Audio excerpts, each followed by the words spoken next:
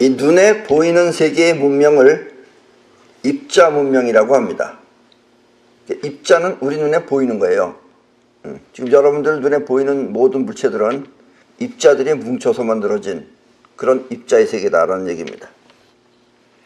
그리고 눈에 보이지 않는 세계의 문명을 파동 문명이라고 합니다. 세상은 이렇게 두 가지 문명의 세계가 존재합니다. 눈에 보이는 물체가 몇 개인지 또 그 크기는 어떤 것이 더 큰지를 따지는 것은 입자 문명입니다. 그러나 던졌을 때 어느 것이 더 빠른지 아니면 부딪히면 어느 것이 더 강한지 따위를 따지는 것은 파동 문명입니다. 예를 들면 여러분들이 지금 걸어가는 모습을 보고 있어요. 그 입자 문명이 파동 문명이에요. 걸어간다. 입자죠. 사람 눈알이 걸어간다 그래서 이게 파동이 아니고 입자입니다. 그 입자, 눈에 보이는 거. 생각한다. 파동이에요, 입자예요? 알아서 하는 건지 앞에가 입자였으니까 이번엔 틀림없이 파동이라고 하는 건지. 생각한다, 파동입니다. 눈에 보이는 사람이 걸어가는 건 입자 문명이에요. 눈에 보이면 다 입자고, 그러니까 쉽게 말해서 눈에 안 보이고 작용하는 것은 파동입니다. 이 공부를 할 때도 주어진 내용을 암기하거나 또 눈에 보이는 것만 갖고 따지는 것은 입자 문명에 해당됩니다. 그러나 이치를 밝히거나 또 작용을 통해서 어떤 상황이 벌어지는지 등을 생각하는 것은 파동 문명에 속합니다. 현명한 사람은 이 파동을 통해서 현실을 만들고 또 어리석은 사람은 보이는 것만 갖고 계산을 하면서 삽니다. 그러니까 여러분들은 지금 자신이 나는 어리석은 사람에 속하는 건지 아니면 현명한 사람에 속하는 건지 한번 곰곰이 잘 생각해 보시기 바랍니다. 어제는 텔레비전에서 어느 대학 교수가 강의하는 것을 들었습니다. 그 교수는 현재 철학 박사라고 하면서 학생들에게 생각하며 사는 삶, 또 생각하며 사는 법을 가르친다고 하였습니다. 그러나 내 생각에 그 교수로부터 교육받은 학생은 절대 잘 될 수가 없다고 생각합니다. 이 교수 밑에서 공부 제대로 배우면은 문제 일으키는 사람은 되면 됐어도 절대로 잘 될 수 있는 사람, 훌륭한 사람은 나올 수가 없다고 생각합니다. 단 학생이니까 학점을 받기 위해 마지못해 수업을 듣거나 아니면 그 교수를 무시하고 나름대로 자기 철학을 내세우는 학생이라면 잘 될 수도 있습니다. 그러나 그 교수의 말 듣고 그대로 행하면은 잘하면은 뭐 회사 다니면 잘리거나 잘하면은 감옥에 갈 수 있어요. 왜냐하면 그 교수가 주장하는 내용을 들어만 보면 그럴 수도 있겠구나 하는 생각도 들지만 그 교수는 현실과 그 현실이 만들어지는 파동의 세계를 전혀 모르는 사람이기 때문입니다.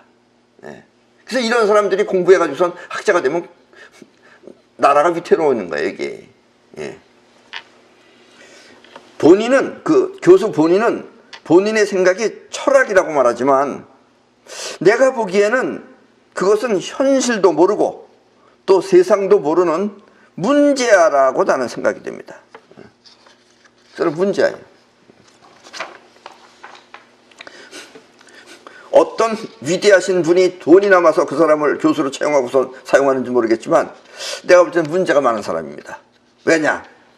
그 교수의 철학은 회사에 가면 너무 열심히 일하지 말라는 것입니다. 일하지 말래요. 회사에 가면 너무 열심히 일하면 스트레스 받는다고 일하지 말래요. 그 이유는 그렇게 열심히 일해서 들어온 돈은 그 회사 CEO의 것이지 여러분의 것이 아니라는 것입니다. 내가 열심히 일해서 회사가 잘 돼. 돈이 잘 들어와. 그럼 그 돈은 CEO 사장 거지 내 게 아니다라는 얘기예요. 그러니까 열심히 하지 말라는 얘기예요. 그래서 일도 받은 월급만큼만 해야 된다는 것입니다. 자기 월급만큼만 받은 만큼만 그만큼만 일하라는 얘기예요. 근데 그 교수가 대단한 사람은 대단한 사람이에요. 왜냐면 그 월급만큼만 계산하면서 일한다는 거 이거 상당히 계산하기 힘든 겁니다. 예. 난 정말 그 계산이 안 되더라고요. 그 교수는 어떻게 받은 월급만큼만 일을 하는 것인지, 그러니까 그 학교에 가면 그 사람은 자기 받은 만큼만 일할 거 아니에요. 우리처럼 철학을 배우지 않은 사람은 도저히 할 수 없는 계산을 할 줄 아는 모양입니다. 예. 그리고 그날 그 교수의 철학 강의를 들을 때 그 텔레비에서 하는 거니까 촬영하다가 갑자기 중간에 돌아간 사람이 없는 것을 보면 그 프로그램 촬영 담당자들도 그와 같은 계산은 하지 못하는 것이 아닌가 하고 생각이 듭니다. 예. 그래서 말을 가만히 들어보면 우리 말은 이렇게 말해도 말 같고 저렇게 말해도 말 같아요, 사실은. 예.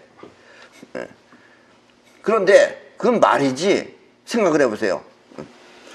또 그 교수는 계속해서 이 생각의 자유를 얻기 위해서 직장에서 프린터 기에다가 커피물도 부어보라고 권유하고 있었습니다. 그래서 망가지는 것도 한번 봐야 된다는 거예요. 커피물을 꼭 부어봐야 망가지는 거 알아, 그거? 하여튼 모르긴 몰라도 그 학교에, 그 교수가 지금 어느 학교 교수라니까 그 학교에 불이 나거나 아니면 무슨 사고가 나면 그것은 틀림없이 철학과 사람들의 행위라는 것을 나는 미리부터 알 수 있을 것 같습니다. 그 학교 불나면 이 교수가 학생들 데려가서 불낸 거예요. 예. 뭐 어떤 일이 벌어지나 이 생각의 자유를 위해서 그런 걸 한다는 거예요. 파동의 세계를 모르는 사람이 이렇게 입자의 세계로만 생각하면 이런 엉뚱한 발상을 철학이라고 내세우는 것입니다. 예. 입자식으로 생각하는 거예요. 그러니까 너 열심히 일하지 말아라. 받은 월급만큼만 일해라. 이것도 그 입자적 계산인 거예요, 이게. 근데 그게 계산이 안 되는 계산이죠. 예. 또 이 노자의 도덕경이나 또 불교의 경전을 보고 도를 닦는다고 하면서 현실을 등한시하는 사람들이 있습니다. 여러분들도 한번 곰곰이 생각해 보세요. 이 사람들은 절대로 도를 터득할 수 없는 사람들입니다. 왜냐하면 이 세상에 나타난 모든 현실은 결과적으로 도의 작용이기 때문입니다. 그래서 도를 닦는다고 이 세상을 외면하면 그것은 결과적으로 도를 외면하는 것이 되는 것입니다. 도는 현실 속에 있는 것이니까요. 그러니까 이 현실을 무시하고 도만 닦으러 다닌다 그러면은 그렇게 해서 잘못 닦으면 이 사람처럼 되는 거예요. 이 대학 교수처럼. 대학 교수 철학이래잖아요, 그거를. 여러분들은 지금 철학과 안 다닌, 여기도 철학과 출신들 있죠. 철학과 안 다닌 게 얼마나 다행인지 몰라요. 대부분 여기 사람들 철학과 나오면은 뭐 대부분 뭐 러시아를 또 러시아 공부를 열심히 한다든가 이렇게 다른 거 공부를 열심히 하는데 이 사람들 뭔가 나중에 제대로 벌어먹고 살려면 뭔가 딴 거 하나 해야 될 거예요. 한번 우동을 팔든지 뭘 하든지. 나는 여러분한테 직장 생활을 충실하게 하라고 말합니다. 그것도 무턱대고 열심히만 하는 것이 아니라 반드시 성과가 있어야 한다고 나는 말을 합니다. 성과를 내야 돼요. 회사로부터 아무런 대가가 없다 하더라도 여러분이 나 혼자서 전 직원을 먹여 살릴 수 있도록 그렇게 하라고 나는 말합니다. 네가 다 먹여 살려라. 이렇게. 그러면 그 사람은 훗날 진짜 CEO가 되었을 때 눈부신 발전을 할 것입니다. 예. 이 CEO가 되는 것은 어렵지 않습니다. 그건 어디 갖다 등록 하나 해놓고서 자기 사장이라고 쓰면 돼요. 어렵지 않습니다. 그러나 회사를 만든다는 것은 그렇게 쉬운 일이 아닙니다. 처음에는 세상을 잘 몰라서 자기만 믿고 정직하게 살다가 사람들에게 속을 수도 있습니다. 그래서 반드시 뭐 바르게 산다고 해서 꼭 잘 되는 것도 아니에요. 예. 나도 23살 때 사회에 나와서 이 약속 어음을 자기야 수표인 줄 알고 받았다가 낭패를 본 적이 있습니다. 왜냐면 생긴 게 똑같게 생겼어요, 모양이. 생긴 모습이 자기야 수표와 비슷하게 생겨서 어음을 준 사람의 말만 믿고 받았다가 휴지가 되어버린 것입니다. 그걸 뭐 은행에다가 또 넣으라 그러더라고. 그 자기야 수표라, 어음, 약속 어음이라는 거를. 은행에서 그걸 받아줘요, 안 받아주지? 난 그래서 또 생긴 게 비슷하게 생겨서 그런가 보다 하고 받았어요, 그거를. 그리고 그 사람은 날아가 버렸어요. 그래서 처음에는 남의 회사에 들어가 여러 가지를 배우는 것이 훨씬 좋습니다. 또 자기 회사는 경영 미숙으로 망할 수도 있지만 다른 사람의 회사는 직접 그럴 일이 없기 때문에 마음껏 자신의 능력을 펼칠 수 있는 것입니다. 그래서 그 회사가 잘 되면 비록 그 회사가 내 것은 아니더라도 그렇게 할 수 있는 나의 능력만큼은 영원히 나의 것이 되기 때문입니다. 그래서 받은 월급만큼만 일하라는 그 박사님의 철학은 철학이 아니라 인생을 망치는 길인 것입니다. 그 교수는 죽었다 깨어나도 이와 같은 파동의 세계를 모를 사람입니다. 이런 말하면 그 사람은 이해 못하는 거예요, 틀림없이. 아무리 박사라고 하지만 좀 뭔 소린가 하는가. 그 사람이 이렇게 여기서 내 말을 들으면 지금 아마 졸고 있을 겁니다. 아마 틀림없이 졸렵다고 하면서. 박사 할 때만 눈이 번쩍번쩍 뜰 거예요. 나 불러놔 그러고. 여러분은 풍요롭게 잘 살고 싶으면 먼저 계산을 하지 말고 성과를 낼 수 있도록 열심히 일하십시오.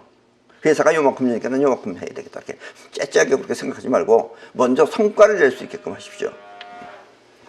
그리고 자신의 월급과는 상관없이 전 직원이 먹고 살 수 있도록 그렇게 최선을 다해서 실적을 올리십시오. 그러면 여러분은 반드시 잘 살 수 있게 됩니다. 그러면 잘 살지 말라 그래도 잘 살아요, 그 사람은. 그리고 여러분이 바라지 않더라도 그렇게 그렇게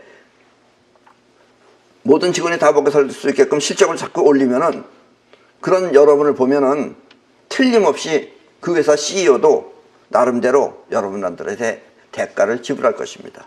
그러니까 이런 건 뭐 바라지 않더라도 잘하면 다 대가가 와요, 그래도. 다만 뭐 코딱지만큼이라도 와요. 아마 이 교수는 안 줄 거예요, 이 사람은. 이런 인간이 그런 거 할 땐 또 안 줘요. 애들 부려만 먹지 절대로 안 줍니다. 왜냐면 너도 받은 만큼만 일하라 그러면서 절대로 안 할 거예요.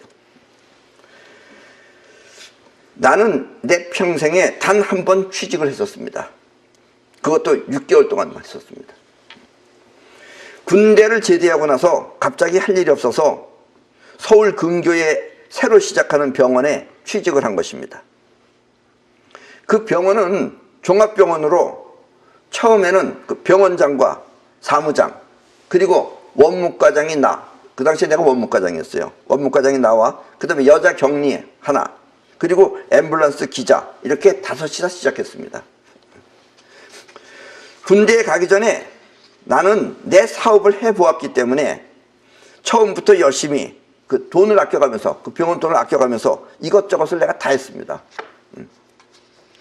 이렇게 시작한 병원은 3개월이 되었을 때 외상값을 모두 갚고 정상 궤도에 올랐습니다. 그리고 직원도 의료진과 모두 합쳐서 80명이 넘었습니다. 5명이 시작했다 이제 80명이 넘었어요. 그런데 그 병원장이 그분이 또 여자분이에요. 그래서 이 제약회사 같은 데 돈을 빨리빨리 줘야 되는데 제약회사에 약값을 빨리빨리 주지 않아서 이 병원에 링거가 들어오지 않았습니다. 지네들이 차단을 해버렸어요, 그거를. 그래서 나는 매일같이 링거를 사러 다니기에 바빴습니다. 그리고 새로 들어온 링거는 뒤에다 넣고 또 미리 사놨던 것, 남아있던 링거는 앞으로 꺼내서 링거가 상하지 않도록 신경을 많이 썼습니다. 의료사고가 날까봐. 나는 물건을 살 때도 가능한 한 한 푼이라도 더 깎아서 지출을 줄였습니다. 그리고 격리부에서 계산이 끝날 때까지 그날 계산한 거 맞추는데 기다렸다가 한 푼도 틀리지 않아야 나는 퇴근을 하였습니다. 그래서 내 퇴근 시간은 대부분 새벽 2시 이후에 퇴근했습니다. 그때는 통행금지가 있었던 때라 앰뷸런스를 타고 난 퇴근했어요. 앰뷸런스는 밤에 다녀도 돼요.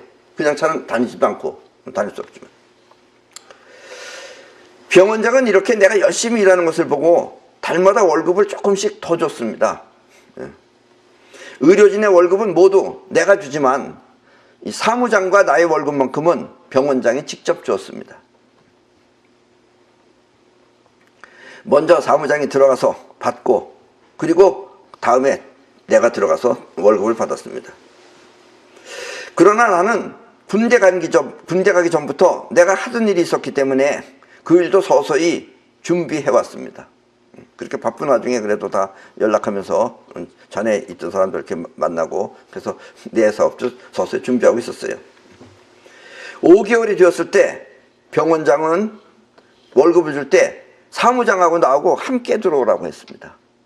대부분 사무장이 먼저 받고 그 다음에 내가 가서 받는데 둘이 같이 들어오라는 거예요. 그리고 사무장 앞에서 나한테 월급을 주면서 이거 35만 원이야 하는 것이었습니다. 지금은 35만 원이 아무것도 아니었지만 그 당시엔 35만 원이 상당히 큰 돈입니다. 그리고 그 액수는 사무장의 월급과 같은 액수였습니다. 나는 처음에 20만 원부터 시작했어요. 사무장은 한평생 그 일만 해오던 사람입니다. 그리고 사무장이 소개하여 물건을 구입할 때 나는 한 푼이라도 깎는데 사무장은 그 사람들로부터 10%의 커미션을 받았다고 합니다.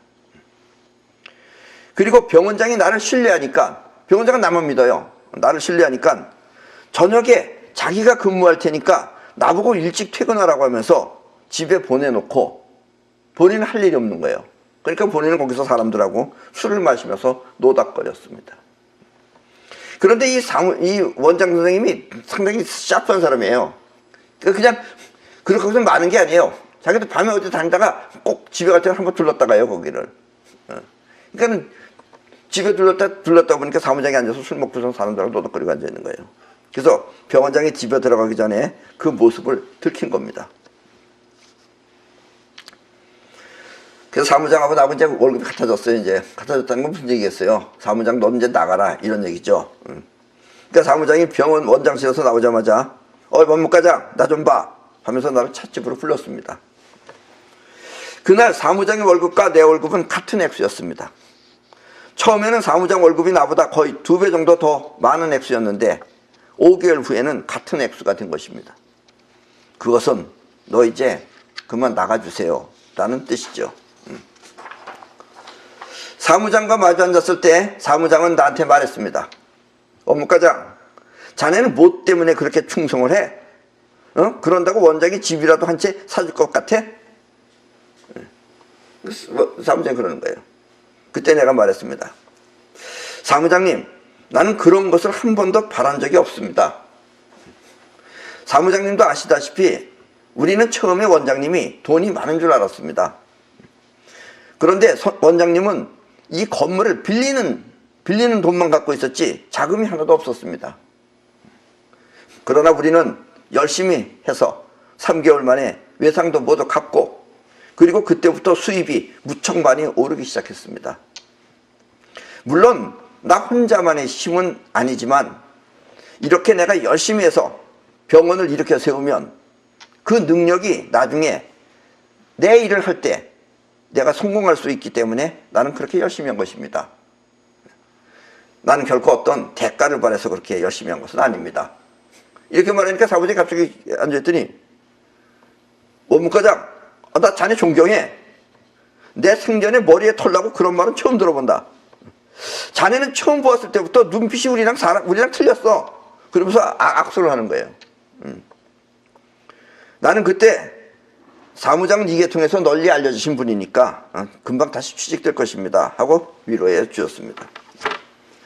그리고 사무장은 나를 보면 힘이 난다고 하면서 이틀이 멀다 하고 나를 보러 왔었습니다.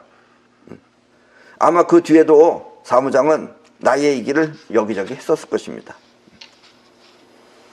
지금 혹시 우연이라도 그때 그 사무장님이 이 영상을 본다면 그때의 추억이 새로운 감회로 가슴을 적실 것입니다. 사실 나는 그때 아주 많은 것을 배웠습니다. 병원에서. 이 병원에 입원을 하면 일단 환자복을 입습니다. 그죠? 환자복을.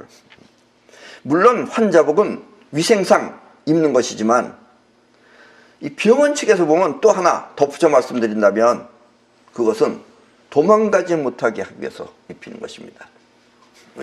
이건 병원 일을 해본 사람은 아는데 병원 일을 안 해본 사람은 몰라요. 그러니까 환자복 입으면 도망가지 못한다 이거예요. 그런데 그때는 그 우리가 있던 병원 지역 사람들은 못 사는 사람들이 너무나 많아서 환자복을 입고도 도망가는 사람들이 많았었습니다. 그러면 나는 어떻게 하든지 그 환자를 잡아냈습니다. 찾았어요. 그러면 그 환자는 너무나 죄송하다며 어쩔 수 없었다고 하는 것입니다. 가보다 찌그러진 집에 살아요. 물론 나는 경찰에 신고하겠다고 겁도 주었지만 병원에 와서 일단 원장님한테 그 사람의 사정을 말씀하고 이러이러한 사람입니다 하고선 라면을 2박스 정도 보내주자고 했습니다. 그러니까 원장님이 돈도 못 받는데 뭐하라 그러냐고 하였지만 나는 그러면 그 사람은 원장님에 대한 고마움으로 좋은 소문을 많이 낼 것입니다 라면서 라면을 사다 줬어요. 원장님 그렇게 알아서 해 해서 그 환자는 눈물을 흘리며 어쩔 바를 몰라 하였습니다. 그리고 그런 일이 있었 후부터 병원은 점점 더 많은 사람들로 바글거렸습니다. 정말 우리 사람이 너무 많았어요. 그렇습니다. 규모가 작은 회사든 큰 회사든 그곳에 취직을 하면 열심히 하여서 그 회사가 잘 되도록 하여야 합니다. 앞에 것만 바라보지 말고 본인이 크는 것도 생각하세요라는 얘기예요. 최소한 모든 직원을 먹여 살린다는 심정으로 성과를 내면은 그것이 바로 자신의 능력이 커지는 것입니다. 사실 자기 돈으로 회사를 차릴 입장도 못 되고 또 차렸다 하더라도 성과가 없으면 고심이 많은데 취직을 하면 그와 같은 위험 부담도 없고 또 객관적으로 열심히 할 수 있어서 자기 개발을 하는데 매우 좋은 것입니다. 때문에 회사가 잘 되면 CEO의 주머니만 불려주는 것이니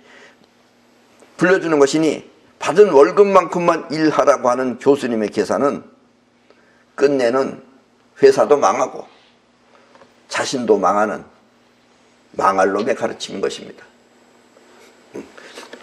그런데 그 교수가 요즘 인기가 많은 사람이래요. 그러니까 요즘 젊은 사람들은 그 교수 말 듣고 그런 사람들이 군대 가봐요. 그럼 뭐라 그랬어요? 내가 왜 이 나라를 지켜야 돼? 내가 누구를 위해서? 이렇게 말할 거 아니에요. 예. 나라 망하는 게 다 별거 아닙니다. 예. 이런 사람들끼리만 뭉쳤으면 나라 망하죠. 예. 누군지 내가 말하지 않겠습니다. 오늘은 이와 같은 점을 잘 생각하면서 도덕정 7번째 강의를 시작하겠습니다.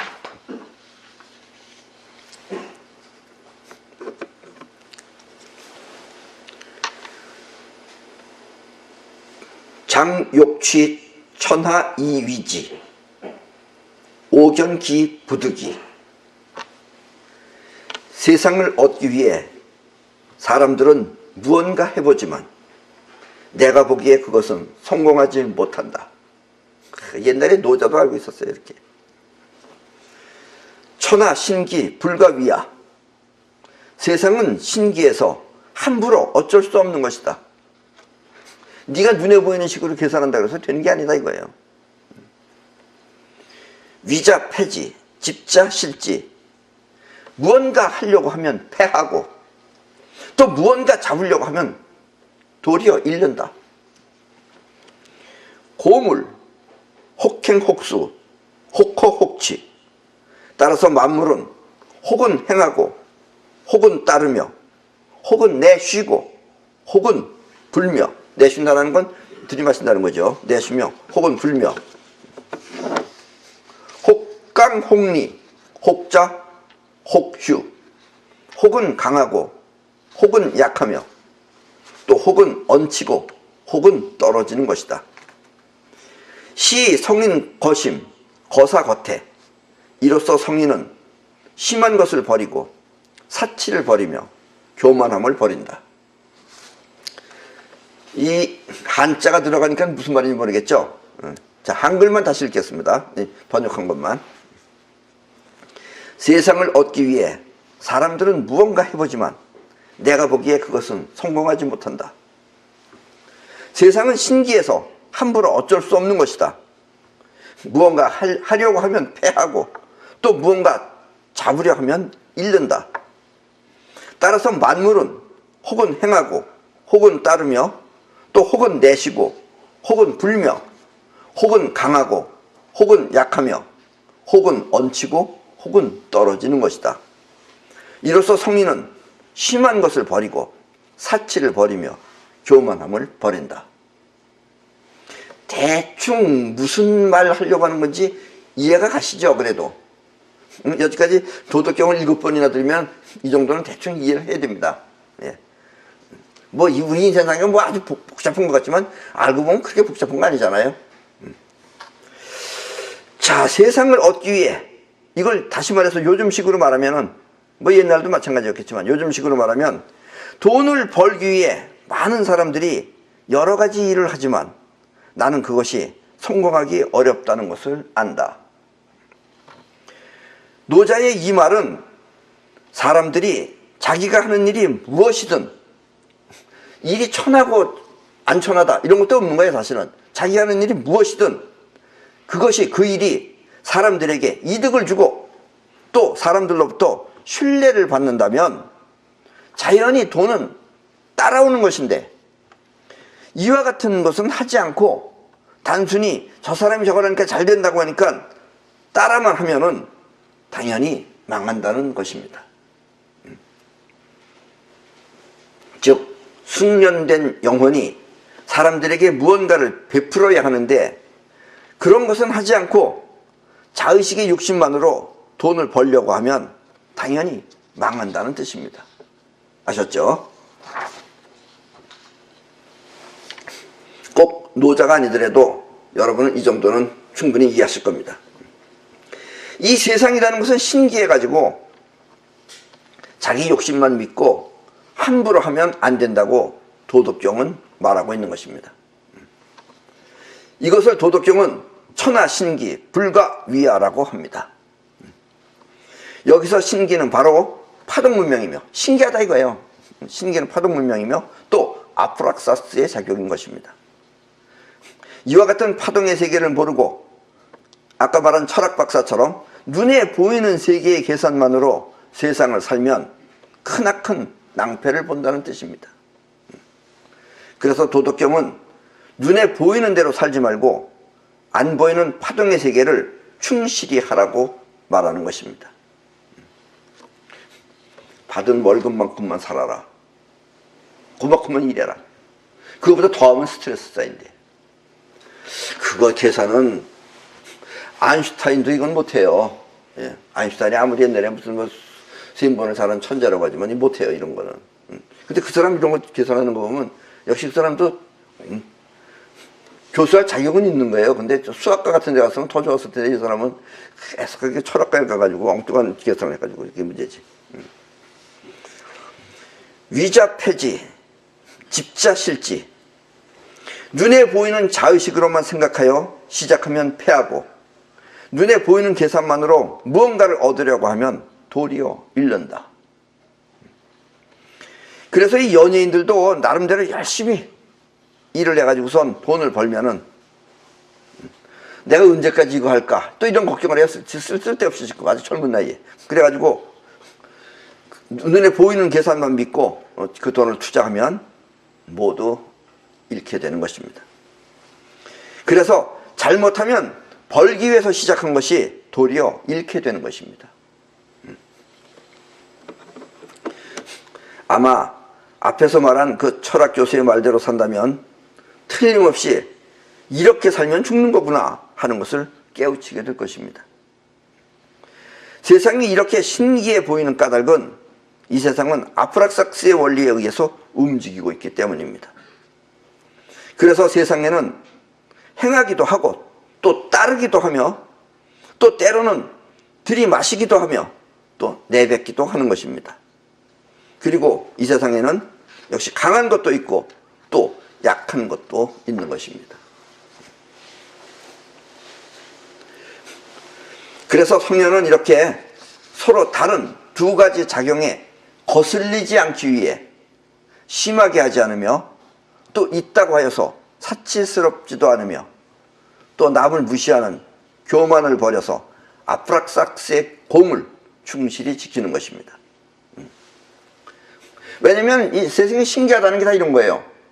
자기간에 뭘 잘해. 잘한다고 막 신나게 하면은 더 잘하는 놈한테 깨지든가 아니면 그 반대되는 것한테 깨지게 됩니다. 그러니까 중간쯤 있으면은 도드라지지 않아요. 이 사람들 텔레비에만 안 나왔으면 지금 나한테 이런 소리를 안 들었어요. 괜히 거기 나와서 좀 잘 돼 보겠다고 그래가지고 지금 온통 지금 이렇게 뒤통수 맞는 얘기를 하는 거예요. 그래서 성현은 그저 중간쯤 되는 데서 아프락삭스의 공을 충실히 지킨다라는 이야기입니다. 이 세상은 나의 뜻과 상관없이 큰 것도 있고 또 작은 것도 있으며 또 값진 것도 있고 또 허름한 것도 있습니다. 그리고 때론 값진 것이 좋을 때도 있고 또 허름한 것이 필요할 때도 있습니다. 아무리 값진 것이 좋다 그래서 그걸로 걸레질 할 수는 없잖아요. 걸레질 하려면 그래도 허름한 걸로 해야지. 때문에 어느 것이 더 좋다 하여 치우치지 말고 아프락삭스의 공을 지켜서 그 존재를 유지하기 바랍니다. 그리고 이렇게 보이는 현실 세계는 안 보이는 도의 신기한 작용에 의해 나타나는 것을 잊지 마시고 현실에 충실하시기 바랍니다.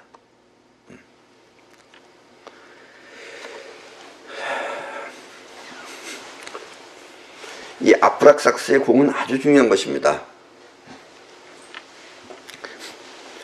어떤 사람은 건강에 좋다고 하니까 건강에 좋다고 하면 그것도 적당히 해야지 건강한 겁니다. 그걸 무리하게 죽으라고 합니다. 그리고 특히 이렇게 추운 날, 오늘같이 이렇게 추운 날 대부분의 사람들은 우리 몸은 피가 돌죠. 살아있는 사람은. 죽어있는 사람은 피가 안 돕니다. 살아있는 사람은 피가 돌게 되면은 우리 몸 안에서 피하고 혈관벽하고 부닥치게 되면 거기서 마찰이 생겨요. 마찰이 생기면 뭐가 생기냐면 정전기가 생깁니다. 그래서 오늘같이 내일이 이제 일요일이죠. 내일같이 추운 날 이 나이 드신 분들은 아침에 일찍 나가는 게 안 좋습니다. 거기다 또 높은 층에 사시는 사람들은 높은 층에 살면 정전기가 볼트수가 확 올라가 버려요.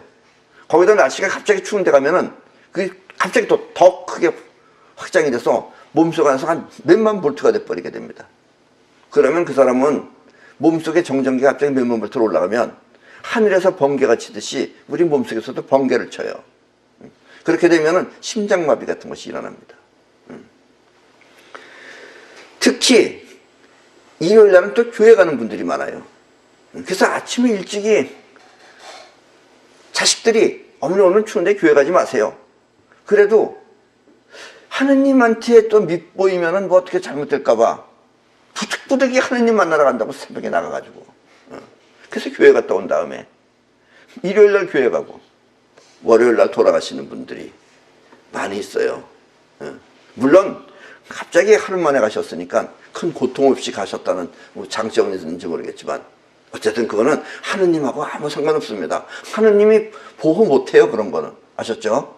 그러니까 적당히 아프락삭스의 공을 지켜서 추운 날은 가지 마시고 또 부득이 꼭 가고 싶으면 오후에 가세요. 오후에 몸이 다 녹은 다음에 몸이 녹아서 어느 정도 이렇게 제대로 피가 제대로 돌 때 그때 가셔야지. 이게 갑자기 어느 한 생각에 사로잡혀서 움직이게 되면은 안 된다라는 얘기입니다.